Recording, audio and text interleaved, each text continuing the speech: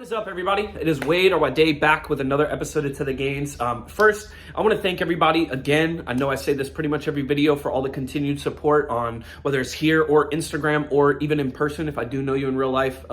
Every single like, comment, and subscription is not going unnoticed. So big thank you to everybody. All our social medias is going to be at To The Gains. We really only do YouTube and Instagram at the moment, but eventually we will be, getting TikTok, Twitter, all that. But for today's video, we are going to be going into forearms, and if you can't tell by the title of the video, I'm going to be giving you my sort of 5 helpful hints that I've used over the years to really develop my forearms and sort of keep the size as big as possible for me. So without further ado, let's get right into it. First one is going to be genetics. All right. So ultimately, this is going to be the same across every single body part, depending on your parents, your grandparents, depending on their forearms. It's going to kind of determine what the possibilities are for you. Now, when I say that is as in possibilities, that's where all the other sort of tips and tricks that I'm going to be giving you will kind of come into play. Determining on everything based in your life, it's going to start with genetics. For me, my dad has big forearms.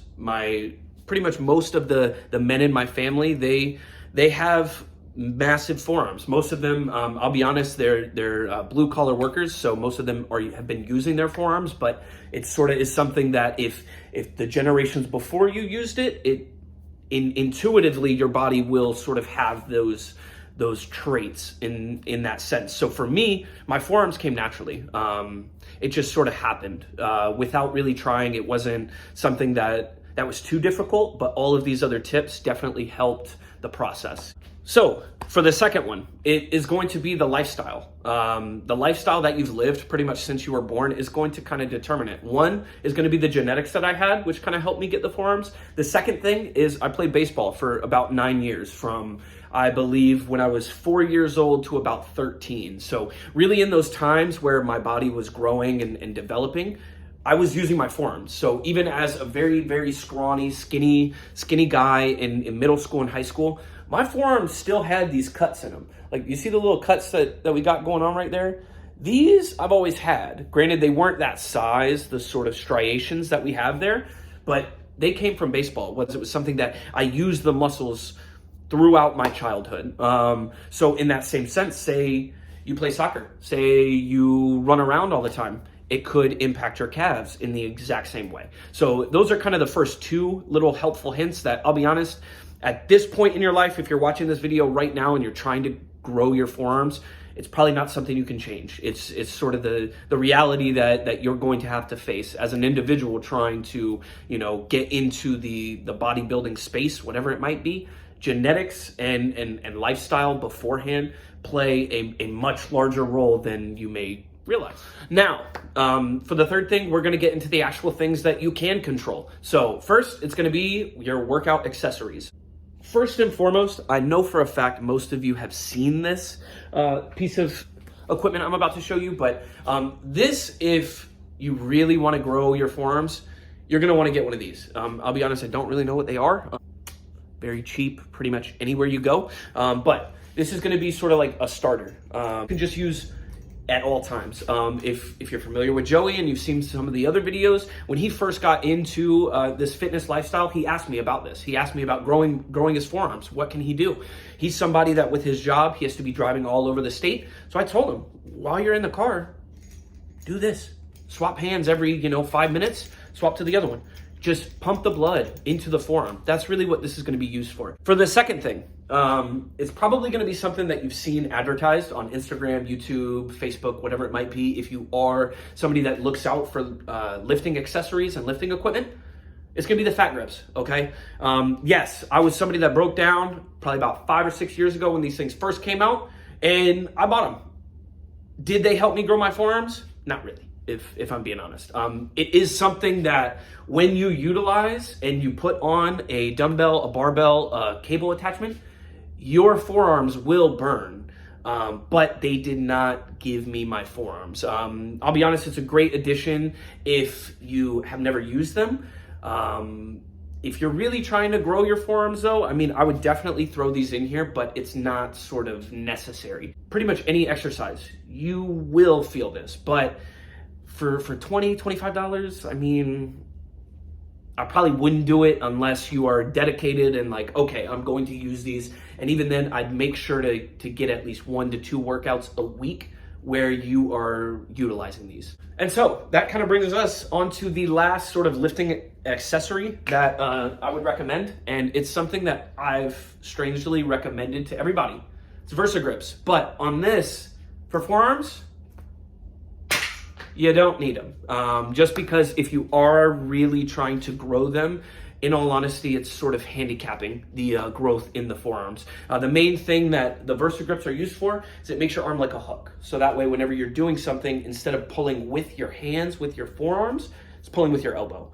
So in all honesty, if you do want to get the size up on your forearms, you've got to use your hands. So whether it's doing lats, whether it's doing rows, curls, whatever it might be, even presses, you want to make sure that you are doing a full grip, and you want to make sure that you are really pressing and utilizing the forearms if that is your goal. It's just sort of an additional thing on compound exercises where you can force the forearms to grow. And I'll be honest, lifting straps are not really going to help that. So get more fun part, at least for me, it's going to be the actual lifts that you can do to grow your forearms. So first and foremost, it's going to be the hammer curls. That's going to be your bread and butter. Okay, it's going to be the ones like this.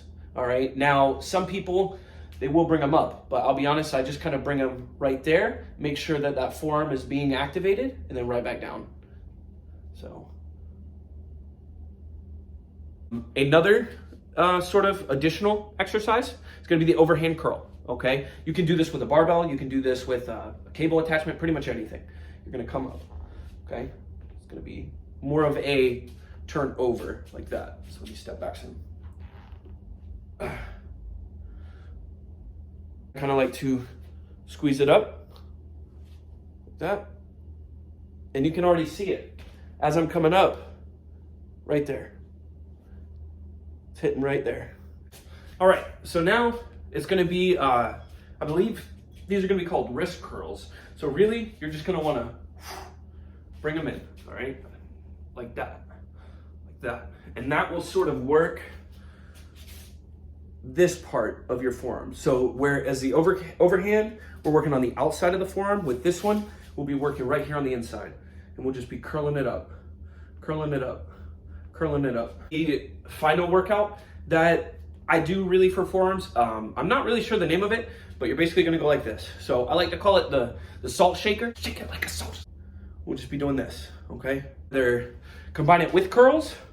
So go up, bam, or you can just sort of do the rotations for it.